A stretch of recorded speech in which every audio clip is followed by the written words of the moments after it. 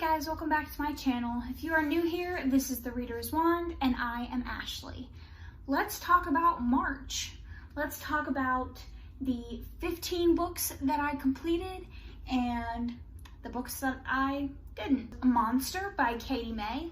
This is actually part of a series. Unfortunately, the second book is not out yet, but this is a fun and energetic story about Dracula's daughter when she goes to a university for monsters, and it's essentially like a reverse harem situation. It is mega funny and all the characters are really quirky. Our main girl is a little above and beyond quirky. 4 out of 5 stars. Pet Sematary by Stephen King. This is about a family who moves from Chicago to Maine. They buy a house that has a bunch of property on it, and behind this house is a pet cemetery. This cemetery is basically where all the kids go to bury their dead pets. It was okay. I feel very oddly about Stephen King. I think he has a very brilliant mind, but there are very few exceptions where his execution isn't like incredibly slow. And I get that it's more like him trying to build suspense or slowly make some of his characters seem like they're losing their minds, but it just felt like it could have been about 100 pages shorter. I ended up giving it 3 out of 5 stars. It's not that the characters were underdeveloped. I thought they were developed well. I liked the plot twists. I loved the ending, but it just dragged for so long. And this actually took me, I started reading this in the beginning of December, and I stopped reading it this month. And halfway through, I had to say, you know what? I'm just gonna pick up the audiobook and I'm just gonna listen to the audiobook because reading it physically was just so draining. I watched the newest movie and it actually shocked me to say that I liked the book more than the movie. I liked the movie's pacing, and I wish that that pacing had been what the book was. The ending for the movie was just so much worse than the book. So if you go into this knowing that Stephen King is very slow and more than half of the book is going to be very mediocre, then I think his endings generally tend to be great. This particular one was very creepy, and I liked that it was a little bit, open. Next, I read Nemoa by Noelle Stevenson. This is a webcomic that was adapted into like a graphic novel. It's about a shape-shifting girl who becomes the apprentice of a supervillain. It's pretty short. It's only about 130 pages. I gave it 5 out of 5 stars. It is super, super sweet and cute and wholesome. When Nimona goes to the supervillain, I can't remember his name. Anyways, when she goes to him and she says, I want to be your apprentice, and she shows him her powers or whatever, he's like, I don't really want a sidekick, but whatever, sure. And she kind of wins him over with her charm, and he kind of becomes like family to her, and it's really sweet. And I really, it warmed my heart a little bit. I really liked it. Next, I read The Cruel Prince by Holly Black. This is the story of a human girl who gets taken at a young age into the fairy world. Her parents get killed, and she gets taken to the fairy world to live. And she basically, as a human, is an outcast, her and her twin sister. I gave this 4 out of 5 stars. I really loved Jude. I thought Jude was great. It's really hard to find protagonists that, when they're displaced, fight to be where they are. So she wants to become a knight, and she schemes, and she's very intelligent, and she figures out what she needs to do to become a knight, and she fights to be above everyone. She fights for her place rather than spending the story crying about wanting to go home. In addition to, she's getting bullied by this group of fairies that she essentially goes to school with. And one in particular, Carden, seems exceptionally cruel, and we're not really sure why he's really cruel to her. Her sister kind of just wants her to be, go under the radar and not stir up any trouble, and she's like, no, these people are being mean to me, I'm going to fight back. And really good. And it's action-packed, and there really wasn't any lag time. I really liked it atmospherically. It's pretty easily understood, if that makes sense. It's not hard to read, it's quick to get through, and you kind of just become immersed in this world, and it's really good. And I am so excited to get to the second one. Next, I actually read My Hero Academia Volume 1. This is a manga about a kid who grows up in a world where people have quirks or special powers. He has never had one, but he somehow ends up getting into this academy for people with quirks, and he kind of has to fight his way through. I gave it 4 out of 5. This was nothing really spectacular for me. I kind of know the story already. I watched a little bit of the anime, so I knew that this was more of like a setup, but I really like the story as a whole, and I'm excited to read more of the manga. Wondersmith by Jessica Townsend. This is the second book in the Nevermore trilogy, and I gave this 5 out of 5 stars. This is the story of a young girl named Morgan Crow coming into her powers. I can't really tell you the details of the plot because it kind of spoils the first one, which you should pick up. It's so good. But I love Morgan Crow, and I love the found family that she has, and I love this world, this magical world called Nevermore, and she is just this gloomy teen that has never really had love, and she comes into this world, and she kind of finds people that show her the love that she deserves. This is a middle grade, so it's hard for me to say, you know, what's bad about it, because it's not really written for me. And I really don't have I don't have anything bad to say. It's just really cute and very heartwarming, and I love this. Next, I listened to the audiobook of A Court of Thorns and Roses. This is loose Beauty and the Beast retelling. It follows our main character, Feyre. She kills a fairy, and our hero of the story kind of comes to the human realm and says, "You killed one of ours, and according to fairy law, you have 2 choices. You can either be slaughtered, or you can come live with me in my palace," essentially, which is kind of a no-brainer. And so she goes to the fairy world, and she kind of gets entwined with all of their politics and all of that. And you pretty quickly find out that this fort that she goes to is cursed, and there's a curse to be broken. I gave this 3 out of 5 stars. I didn't really think that it was anything spectacular. I didn't dislike the writing. I think that Sarah J. Maas wrote her book well for a YA. She made it very accessible, but you can tell that it's YA. One thing I did appreciate about this was that she includes some sex in it, which I don't think that YA should be pigeonholed from that. I think that just like in real life, sex is based on your maturity and how comfortable you are with the person that you're with, and just a multitude of things. And while we don't really want to encourage underage, you know, sex or whatever, it happens. And I think that if you are a YA author, then you shouldn't have to be forced to not include that if you want to include that, just because you're YA. And I mean, this is fictional stuff. It's a fairy and a fairy court in a fairy realm, so it's not, you know, day-to-day whatever.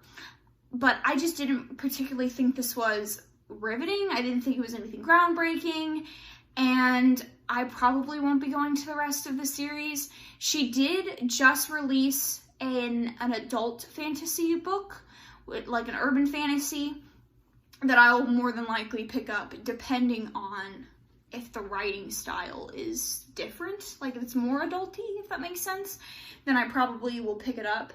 I have found that with a lot of YA, mostly fantasy, I am outgrowing it as I get older, which is, you know, to be expected. There are some that I still enjoy, but most of the time I'm, you know, kind of not feeling it, which is fine. And if you are my age, I'm not old, but if you are my age and you enjoy it, that's fine too. Like, books are there for your enjoyment. Next, I listened to the audiobook of Anya and the Dragon.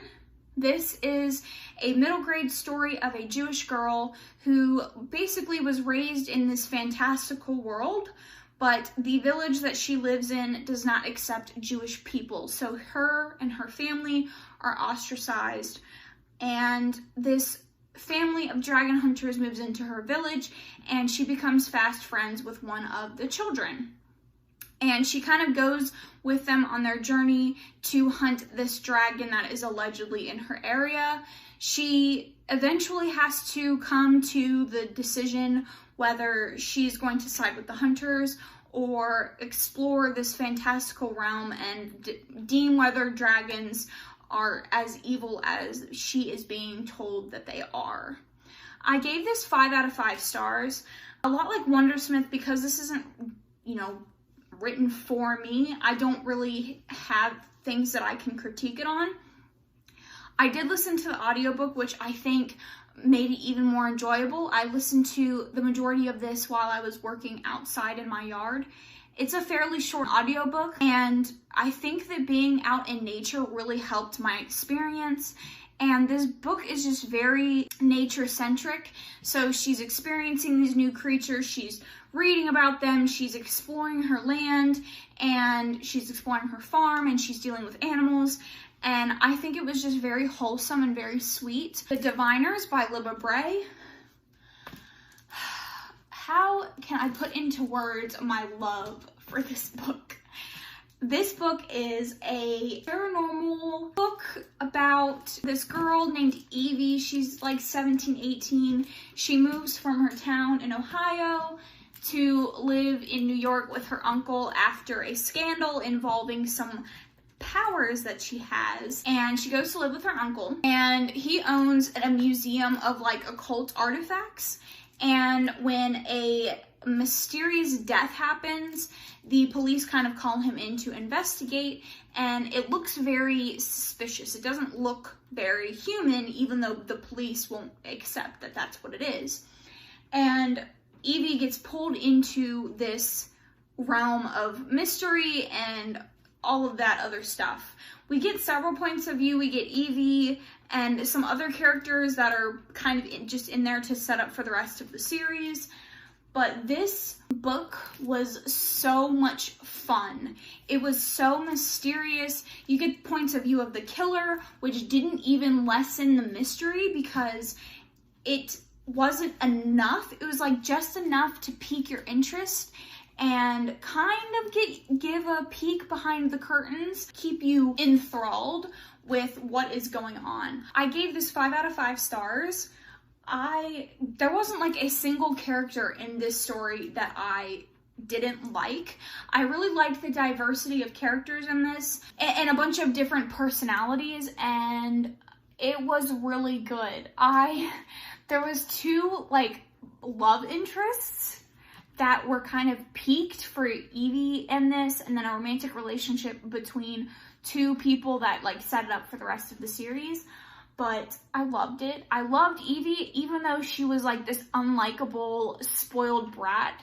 The way that everybody else endeared to her and still treated her like she was gold, but called her out on her crap, made me really like her. I loved Jericho. Jericho is like this like brute of a guy that is just like so big, and he looks scary, but he loves books and he hides in the library, and he's just so cute. This is just so good, and the mystery was so good, and the ending was so good, and I'm so excited to pick up the second book because it was so good. Next, I read The Unhoneymooners. This is a romance about a girl who gets forced into taking a honeymoon with her arch nemesis whenever the wedding party of her sister's husband, and everybody else gets really sick and they don't. So they basically have to take this honeymoon together, and they run into some interesting characters along the way, and they just do some like Hawaii things together, and it's basically like an enemies to lovers situation, and I just thought it was really sweet and really endearing. I really loved it. There's a lot of tropes in this that I don't like usually, but personally really worked in this for me. So it's a fake dating fake marriage aspect, but I really enjoyed that miscommunication wasn't really used. They actually work out a lot of their issues, and they kind of like grow into getting under each other's skin and just learning about the other person, what makes them tick and what they like and what they don't like, and they just really get to know each other, and it's really sweet. I gave it 4 out of 5 stars. But next I read Turn of the Key by Ruth Ware. This is a murder mystery, and it is told in the form of a letter from a nanny to an attorney. This nanny is charged with the murder of one of the children that she was charged to take care of. She becomes a live-in nanny for this family, and in this smart house, and they're really rich, and pretty soon after they hire her, the parents leave her alone with the children. The children are bad-tempered, they're rude, they don't want her there, they tell her they hate her, and the whole book is built up to the murder. I gave this 4 out of 5 stars, but as the story progressed, I really didn't think that I was going to like it. Now, a lot of the twists that happened, I was not a fan of. I think a lot of them were pretty lame to start with. Like when they initially were told to us or revealed to us, I thought they were lame. I thought it was a cop-out. And the last couple pages just like really redeemed it for me. I loved it. I was afraid going in that this wasn't going to be as satisfactory as I thought it was going to be. And it just so was, not in a way that I was expecting, but it just so was. And the last couple pages were just so good, and I loved it. I thought it was really good. All right, next up is Circe by Madeline Miller. This is a reimagining of Circe, the goddess's life. She is essentially a witch who gets exiled to this island, and she can't leave, but people can visit her, and she basically lives on this island and kind of learns to hone her craft, and she sees a bunch of big names in Greek mythology, and I gave this 4 out of 5 stars. I really liked this up until about, I would say, maybe 80% of the way through. I thought Circe herself was a badass. I thought she was really strong, and you see this transition of a girl who kneels at the feet of her father and just begs for attention, and all she wants is love, and she kind of has to harden her heart while she's on this island alone, and she just becomes this like goddess that decides she doesn't need anyone's attention, that she is fine on her own. And she has a lot of trials that test her, and all of that was really good. Unfortunately, about 70% of the way through, it seemed to become more of a retelling than anything. And not a retelling of Circe, a retelling of Odysseus. Because if you're not familiar with Circe's life, she has children with Odysseus. And so this like last half of the book is not even half, like, 30%. It just is like stories of him and like his triumphs. And I didn't really like that. I would have liked to see more of her becoming a badass, because we need that. And there's a lot of great quotes in this book about, how, stories are written on the backs of women. Stories are written, I'll put the quote right here because I freaking love it, but stories can only be good if women are subjugated, basically. And I think that the 30% it followed that rather than making it, I don't know what I'm trying to say.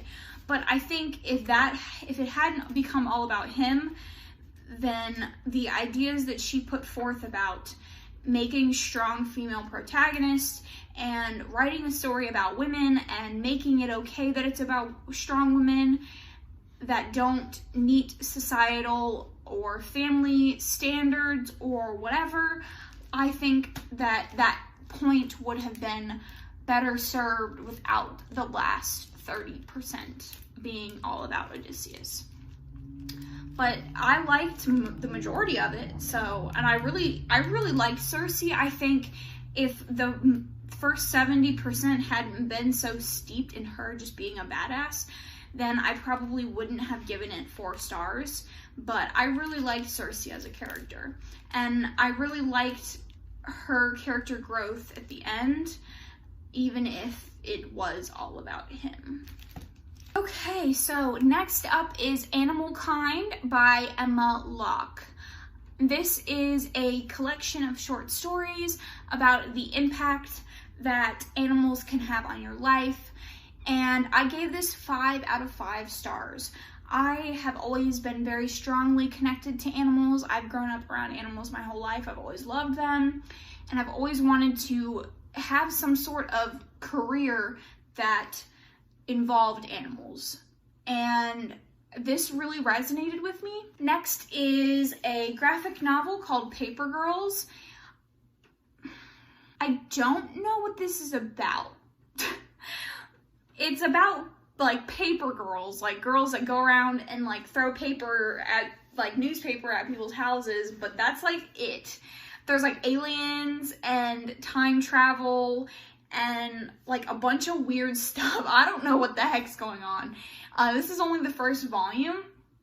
I gave it 3 out of 5 because I was entertained. It was pretty, but I didn't know what the heck was going on. So maybe I'll read the rest of like a couple more volumes and try to figure out what was happening. But so the next book I read is An Enchantment of Ravens by Margaret Rogerson. This is a story about a human girl, a human painter who gets commissioned by fairies to paint portraits.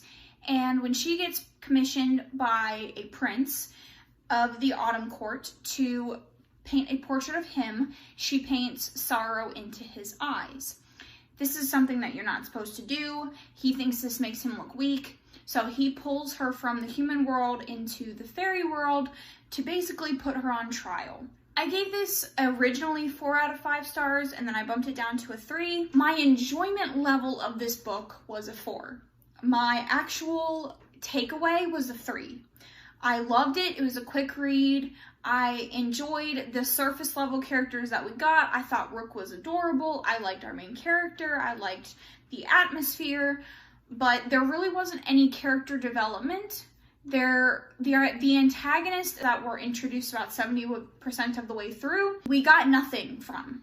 I think if we had been introduced to this antagonist earlier, then we could have gotten some really cool growth or some just really cool plot lines from this antagonist. And it was just lacking overall. I mean, it was a good debut, and it was good enough that I picked up her next book, but it was not what I would have wanted, and I think we would have benefited from a longer book. Like I said, it was only like 300 pages. So the time was not there to develop as much as I would have liked. That being said, I did read Sorcery of Thorns by Margaret Rogerson, and I adored it. It is the story of a human librarian who essentially works for a library that has magical tomes. And when a sorcerer shows up to her library, some stuff happens. One of the tomes comes alive, and our main character, Elizabeth, gets implicated in the crimes that occur. I gave this book 4 out of 5 stars. It was everything from An Enchantment of Ravens that I wanted. The actual like central plot to this book was so good. Like, who doesn't, as a book lover, want to read a book about a heroine whose superpowers are her love for books? Like, that is so cool. The romance between our main characters, Nathaniel and Elizabeth is so cute. I really think that this really had time to develop, and you see them studying together and you see them working together side by side and kind of getting to know each other, and it really allowed for that growth in that development that you would hope in a romance. Nathaniel was grumpy, he was tortured, and he was sweet. So as time went on, we kind of got a backstory about him and what he went through, and you see him, even though he doesn't really think that he should love Elizabeth, you see the things that he does to protect her, and you see the love that he has, and it's just really sweet. Elizabeth is just like fierce and smart as heck. She is like this warrior that's really good with the sword, and even Nathaniel at one point is like, you're the sword wielder, not me. And she's like a fierce fighter, and she's just really freaking smart. Like, she's analyzing everything, and she's just such a good main character. I just liked her so much. And then lastly, I mean, the king of the whole thing, Silas, our demon baby boy, he was just so cute. He is Nathaniel's demon partner, I guess, and he's like serves as the butler, and he doesn't show any emotion. He will like make jokes about being so fierce and bad, and then he like makes sure that they have fires and stuff, and he's so cute, and he was like the whole star of the show, and he's cute, I liked it. And our antagonist was the best kind of antagonist you can have, and that is Morley Gray. As the story goes on, you get more understanding of why he's doing the bad things that he's doing, and you have to ask yourself, is he bad? Or is he just trying to do what he thinks he has to do things right, to make things better, and make the world better? It was like a Thanos situation where it's like, sure, you don't think killing half of the population is the right answer, but also like this is why he's doing it to save the other half of the population. And I mean, don't get me wrong, like Thanos didn't give a crap about the other half of the population, but our antagonist did. I think he really cared, and I think he was just trying to do what he thought was best based on what he'd been taught from his own family. And I love Morley Gray characters. I love characters that make you wonder if they are right or wrong, or they should get their way. Like, at no point did I think that he should slaughter a bunch of people. Let's get that real clear. But you have to question, like, is he evil for the sake of being evil? Is he even evil? Or does he just not understand that what he's doing is wrong and that he thinks that this is the only way? And I loved it so much. This was everything that I wanted an Enchantment of Ravens to be. And I'm so glad I read it, because next time she comes out with a book, I'm certainly reading it. I liked it so much. This is like the last book I read. Can you notice? Because I'm like way more emotional about this one. But yeah, I thought it was so good. It was so good. All right, so before we get into the books that I had started in March and plan on continuing into April, let's talk about the books that I didn't finish. Womp womp. There's technically 4, but one of them okay. All right, well, we'll just jump right into it. So the first book that I didn't finish was Wilder Girls by Rory Power. This is a all-female Lord of the Flies retelling, and it was supposed to be like this horror, body horror thing, and I read about 100 pages, which is like that much of this, and not shit happened. Nothing happened. Nothing. They go out into the forest, so like they're in a school or whatever, and the school has like a gate, and then it's like a virus thing, like, so they all have a virus that's like mutating them or whatever, right? And they've been warned by the Navy. They're on this island. They've been warned by the Navy, don't like explore. This virus has spread to the whole island. We don't know what's going on, so just like try to be safe, remain in your like locked in area or whatever. But to get the supplies from the Navy, they have to send a group of people out to meet the boat on the other side of the island. And our main character gets sent out with this group, and nothing freaking happens. So like 100 pages in, and the only thing that happened was her like friend or whatever got sick, and like we saw some outbreaks and stuff. And I was just so disappointed because I was ready for some body horror. I wanted to see some like vines growing out of some people's faces, or just ouch, something, and we didn't get anything. And I've heard it gets better, but also I've heard some really bad things about this, so maybe I'll pick it up, who knows, but I'm probably not. Next is a book that I actually that I very nearly finished and then was just so bored that I couldn't continue.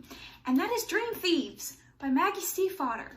This is the second book in the Raven Cycle series, which really upsets me because I loved the first one so much. And I got about 300 pages in, maybe a little over 300, and I was so bored.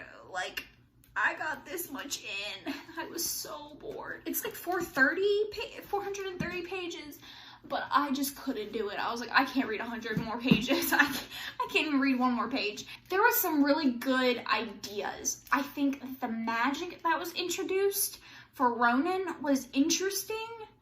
And the whole thing with him, like, I can't really say much because if you haven't read the first one, then yeah. But it was just so introduced in such a bad way. I just didn't like it. I didn't like it. Maybe I'll try again and try to get through the rest of the series. Next is a book that I'm sad about because I was expecting to like this. And that is Pretty Girls by Karin Slaughter. I got 4% into this book and gave it up. 4%. The reason for that is threefold, okay? I knew the twist at the end. I knew like who done it. I know who done it, right? I knew that all the gore and all of the trigger warnings were pretty unnecessary to the story, which kind of sucks. And there was like so much blatant racism and so many blatantly racist comments in this, and I only got 4% in. That's a no. I'm sorry, but no. I might pick up another Karin Slaughter book, but honestly, if it's the same, I have no interest. And it was never questioned or never addressed. Like, no one was ever like, that's not freaking cool. It's an inner dialogue. No thanks. The last book I did not finish was not shocking. It's Ninth House by Leigh Bardugo. This is a very divisive book. This was Leigh Bardugo's first foray into adult fantasy. It is the story of magical societies at Yale. I listened to roughly 2 and some change hours of the book, and I would say 45 minutes of that was just a straight info dump. One of our main characters just like for straight up 45 minutes just like droned on and on and on and on and on and on and on with some world building. I'm not here for it. I've heard that this book is like half info dump, half like really good, and I'm not doing that. I'm not doing that. It's a big ass book. I'm not doing it. I'll just watch some reviews and enjoy it from afar because I'm not putting myself through that struggle. It's not happening. That is it for my April reads. If you like this video, make sure you like it. Comment anything you want down below. I would love to hear about the books that you read this month. If you like this content, you like my face, you like my voice, make sure you subscribe, and I will see you guys in my next video. Thank you so much.